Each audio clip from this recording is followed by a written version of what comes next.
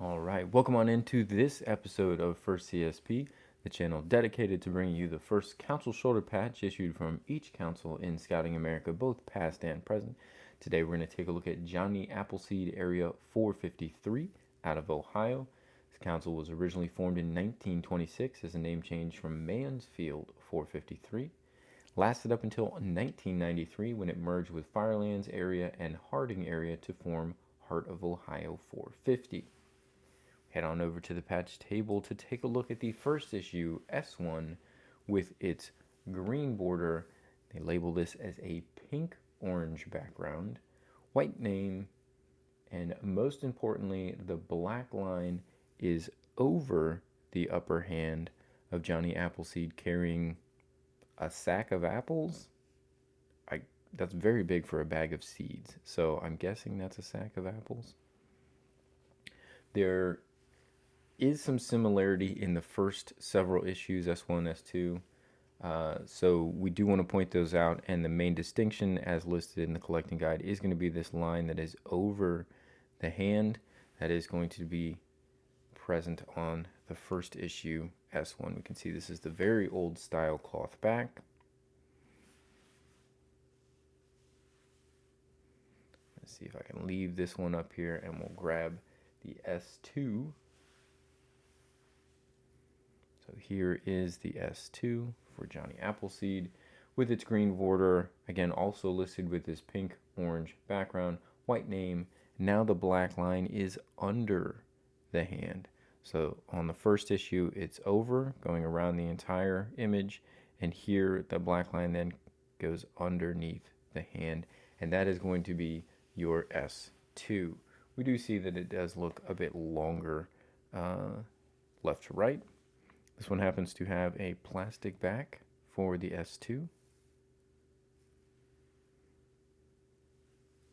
The S3 and S4 will add BSA in the lower left. We have those to take a look at as well. So those will not generally be confused with the first issue, but the S1 and S2 are very close, and you have to look at the placement of the black line to the hand to identify that first issue. The next one is the S3. In the most recent collecting guide, they just listed as S3.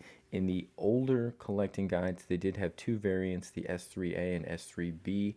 They were defined primarily by the color of the background.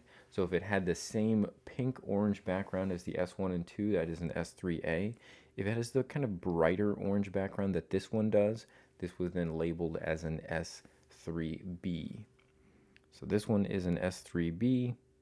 Here you can see that the line still comes underneath like it did in the S2s, but obviously it is distinct with the new BSA that was added for the S3s. So this one is an S3B. It's quite a bit brighter. Here, I'll put the S2 back up. It is quite a bit brighter. So they do list this as pink-orange in the collecting guides, and this for the S3B was then listed as light orange.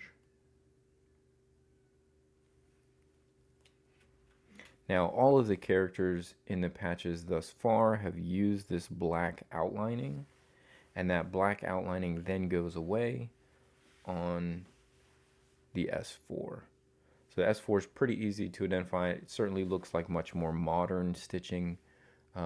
Again, also has the BSA, so not going to be confused with the S1 or S2, but we have no outlining here around Johnny Appleseed himself, and that will give you an S4. This one also has a plastic back.